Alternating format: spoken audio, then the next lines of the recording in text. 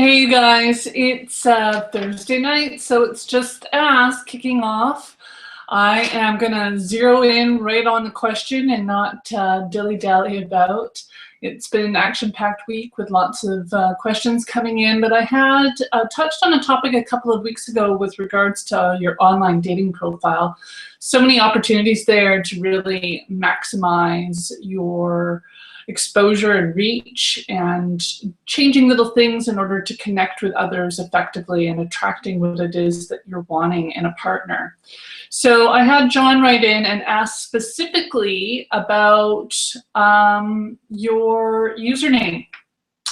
So tonight's topic is what's in a name, and as it turns out, a whole hell of a lot.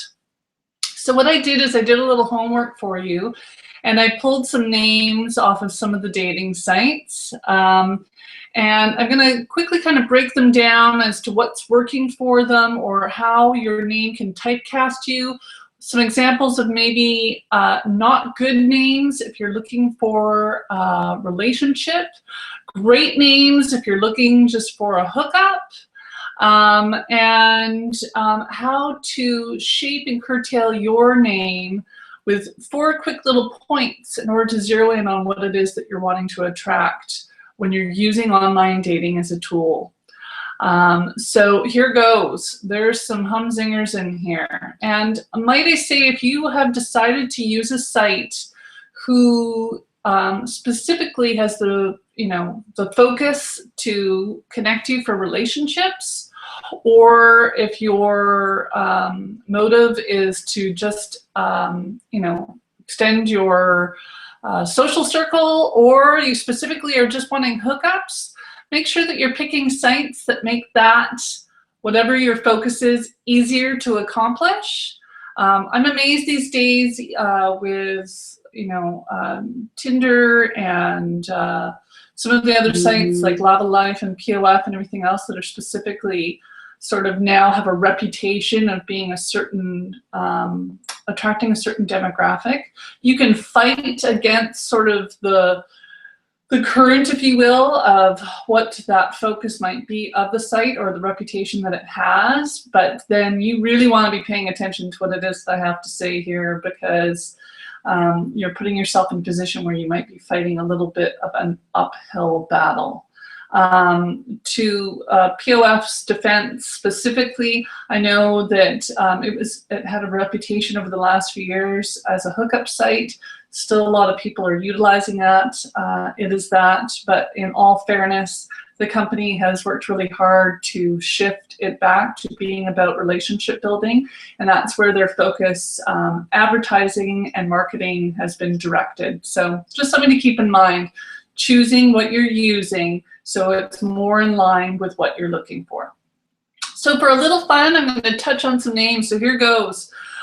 Shy, lonely, simple man. Well, I'm not sure what, if anything, about that username is attractive.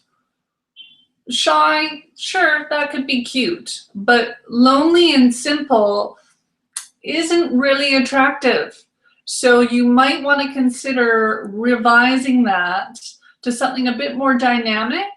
It might be an honest reflection, but those are maybe some things that you want to work on before you start dating. And the username is going to have people passing you by right away, no matter how cute your photos are. Okay, so something to think about. Finding fun. Well, finding fun is great, but what it's suggesting is that's all you're on the site for. And fun can be interpreted as easy sex. So if you're wanting to attract that, great. Finding fun is right up your alley. If you are wanting to look potentially for a relationship, you want to be more specific with your username so that it's not open to misrepresentation or misunderstanding. Working stud 1, 2, 3. Well, the first thing that comes to mind is prostitution. So let's just move on from that name, shall we? Wild and crazy guy. Again, if you are wanting a non-committal, fun person in your life and you're not looking for a relationship, then that's a great username. If you are wanting the other, you might want to rethink it. Now, an interesting little thing that I just noticed recently on Plenty of Fish is that if you choose a username, choose wisely, because if you're wanting to change it once you hit the complete profile button, you need to pay to do so. You can't just go in and change your username willy-nilly. So for that reason, you should be giving due care, but really you should think about the name that you're using so it is representing specifically you and what you're looking for. Vicious Banana. Okay, come on. I mean, I love it. Great sense of humor, but Vicious Banana, I mean, if that is even remotely referring to your specific Private Johnson member, who wants a vicious one? No thanks. Next. Trying this out. Well, that's kind of non-committal. It doesn't really feel like you're fully invested in the online dating process or potentially even investing in a relationship. It's weak. Was a farmer. Well, hey, not bad, depending on what it is that you're looking for. So if that's sort of a badge of honor and it creates a little bit of interest and intrigue, if that's appealing to someone else, and maybe you'll get you a nice country girl or someone with similar background, but it's certainly a conversation starter. So I like that one. Steak dinner special. No comment. Mr. Grin, yeah, cute. You know, doesn't really tell you much about that individual, but it's got a sense of humor to it as well. So not bad. Pass. Love my horse. Well, you're on an online dating site, so someone could have a lot of fun with that. But specifically, you want to be loving a human being and not just your horse. So unless someone's another horse lover and maybe their focus isn't specifically on finding a relationship, or how some people love their animals more than they are willing to create heart space for someone else, might not be so good. You can switch that around another way to still create interest and attract like-minded people, but maybe not quite so specific in that case. Hard rock and honey. Well, really? I hope you're on the right site for this, but I'm pretty sure I found this on Match.com. So Hard Rock and Honey suggest a sexual connotation. Again, you're going to get the wrong attention unless that's what you're looking for.